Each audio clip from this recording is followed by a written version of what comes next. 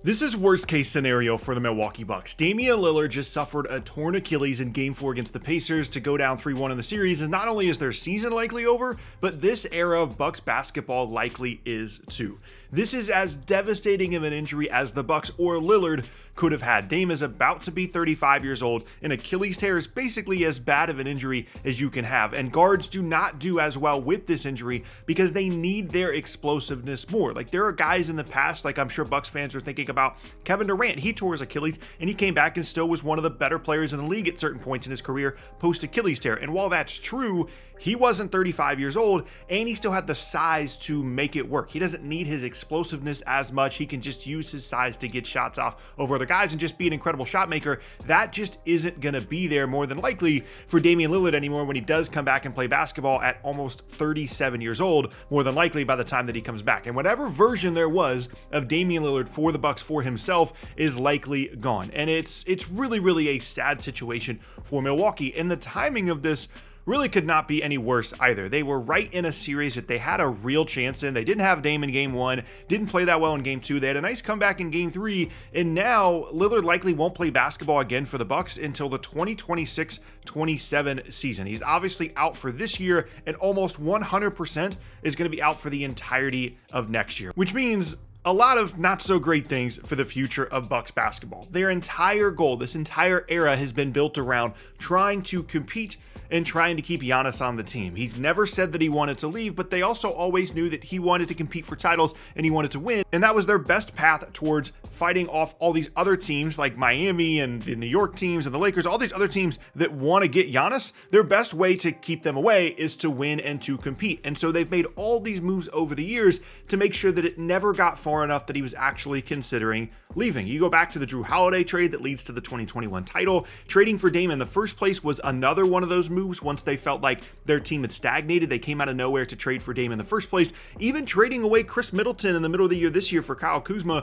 was a move that Giannis wanted to try and compete. That's always been their goal, but the problem is now the Bucks are in a no-win situation. There's no way that you can look at this team and realistically sell Giannis on the idea that they are going to be a contending team. There's just no way you can build a contending roster with a 35-year-old Damian Lillard out for the entirety of next season and making a ton of money, and you have no young guys, no flexibility to add a star, limited assets, and an aging roster. And part of that is obviously because of the Dame injury, but the other part of this is the front office has just not done a good enough job of getting young guys in the building and developing them over the last couple of years. And even some of the young guys that they did have that maybe had some promise, like AJ Johnson, end up getting traded away to Washington in the Kyle Kuzma deal. And frankly, you can still make the case to Giannis that the Bucks are going to be good. Like, you've got Brook Lopez, you've got Bobby Portis, you've got Kuzma still there. Even with Dame not out there, it's not like they're going to win 30 games or something next season. But all of that is built around the fact that Giannis is just that great. It doesn't have anything to do with the roster around him. It's just you have Giannis on your team. You're not going to go so low as winning 30 games, even with Dame out for the entirety of next season. And there's really no way to sell him on this situation as being a great team, a contending team, without beginning that sentence with once Damian Lillard comes back. That's the only way you can sell him on the concept that he's going to have a real chance to compete for titles by staying in Milwaukee over the next couple of seasons, is you have to start the sentence with once Dame comes back, ...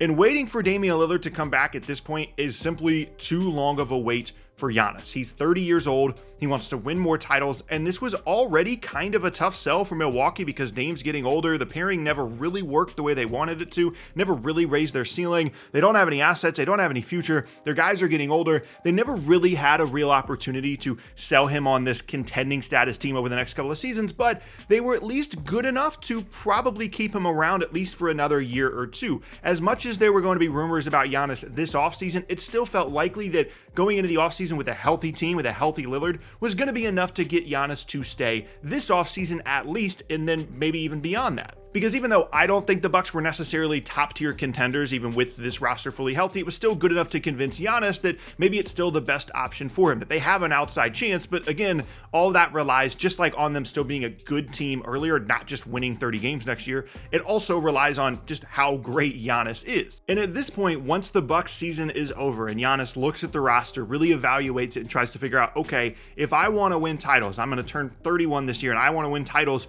where do I go from here? How do the Bucks help me get there? And frankly, there isn't a good answer to that question. It might honestly have been better even to have someone like Chris Middleton still around, because they'd have some of the assets still in that trade, and Kuzma just has not been very good for them. And yes, the issue with Middleton was that he never played and that he wasn't durable enough, and Kuzma's played for them, which is nice, but he just hasn't been that good for them when he has played. And frankly, injuries continue to be an issue for this team and have been an issue for years in Milwaukee. Since the 21 title, pretty much every single season except for one has ended with one or more of their main guys being out due to injury. Like Dame missing the first game of the series was pretty normal for this team the last couple years. Now, part of that is because Giannis had some freak injuries towards the end of the year, and having someone like Chris Middleton and Drew Holiday as some of your main guys, like those guys are going to miss games, and sometimes those games are going to be missed in the postseason. That does happen, but also it has just been a run of really bad luck in Milwaukee, even going back to Dame missing game one of this series because of a blood clot issue. He was dealing with all that. Almost nobody expected him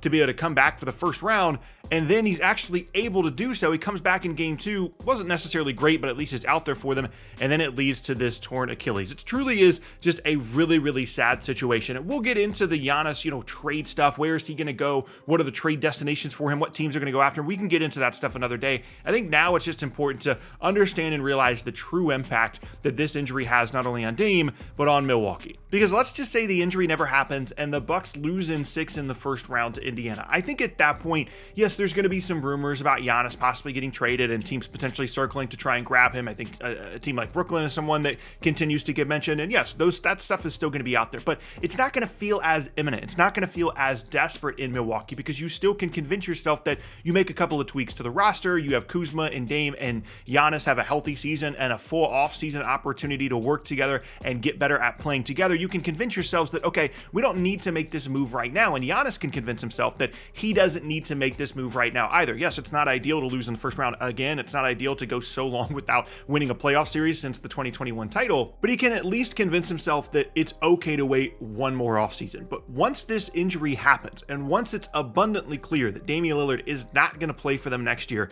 and the second best guy on the roster more than likely is going to be Kyle Kuzma, at that point it becomes extremely clear to Giannis that if he wants to stay in Milwaukee, if he chooses to stay, if he chooses not to request a trade, then he's basically committing to not being able to compete for a title for at least all of next season, and realistically beyond that as well, because even once Dame comes back, it's not like they're going to have great trade opportunities for him. He's still going to have years left on his deal. They're still not going to have flexibility. They're still not going to have young guys. They're still not going to have assets. Even at that point, it's still not that great of a sell for Giannis. And ultimately, maybe this is the path that they were always going to go down. Maybe Giannis is more fed up than we realized, and he was always going to request a trade this offseason if they didn't have playoff success, and this is just accelerating that. But regardless, it's an extremely sad situation, and something that I certainly wish didn't happen to Damian Lillard. I wish they had their full team. I wish they would have had an opportunity to at least try and compete this postseason. And the Pacers are a really good basketball team, but I certainly think the series would have been more competitive had this never happened. And the chances of Giannis requesting a trade, leaving, whatever the case may be, this offseason certainly would have been much lower if this injury had never happened. And honestly, I think this is just the beginning of the end